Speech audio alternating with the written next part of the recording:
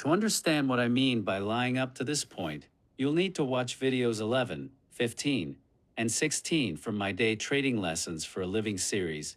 Links are provided in the description below. In those videos, I present a strategy I developed and subsequently decided to backtest. The backtest results were promising, so I moved forward with testing the strategy in live market conditions. Unfortunately, this live testing period coincided with the outbreak of hostilities between Iran and the United States. As a result, the markets experienced extreme volatility, largely moving in erratic, range-bound patterns. Under these conditions, generating consistent profit proved exceedingly difficult. Gains and losses offset each other with little net progress, and after 4 weeks, I had realized only about a 1% return.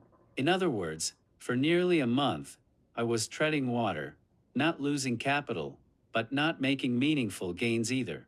And while that might sound neutral, the psychological toll was considerable. Spending long hours in front of the charts day after day, with little to show for it, became mentally unsustainable.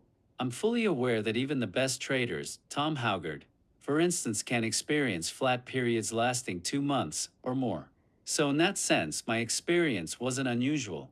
Given the market environment, my live test, which used a large bracket, a one-on-one risk-to-reward ratio, and a 5-minute chart, was not a failure.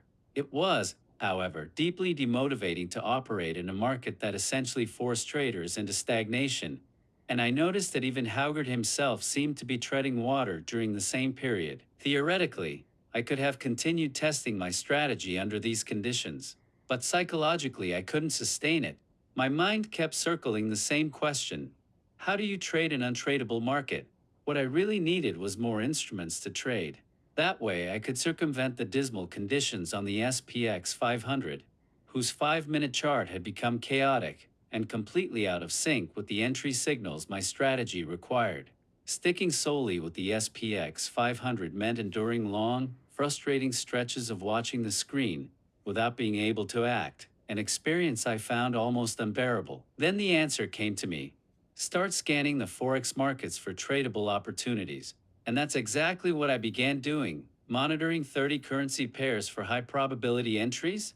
To maximize my odds, I focused exclusively on periodic bounces and reversals aligned with 1-hour trends. Why the shift from the 5-minute to the 1-hour chart?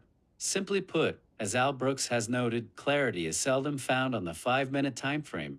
It resides on the 1-hour chart.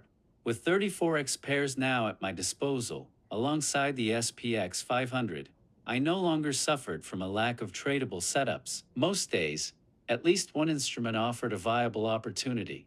As I adopted this new approach, an unexpected insight emerged: a novel way to trade these periodic reversals along 1-hour trends. The key innovation was that I stopped using stop-loss orders altogether and replaced them with a hedging mechanism. This hedge effectively freezes the loss at a predetermined threshold, specifically 0.5% of my account per trade. If a high probability entry moved against me and hit that loss level, my strategy would automatically hedge the position. I would then wait for price action to suggest a new high probability entry point. In most cases, even if the first trade failed, the market would eventually deliver the bounce I was anticipating, allowing me to recover. If the price action moved against me again after the hedge, I would hedge once more and wait for another opportunity. Clearly, this approach cannot be extended indefinitely. If a second hedge also fails, I accept the defined loss and move on. I realize that replacing stops with hedging may strike many traders as unconventional, even exotic, but based on my experience trading Forex trends on the 1-hour chart, this method suits me better than any alternative I've tried. I won't go into the mechanics of my hedging strategy in detail in this video.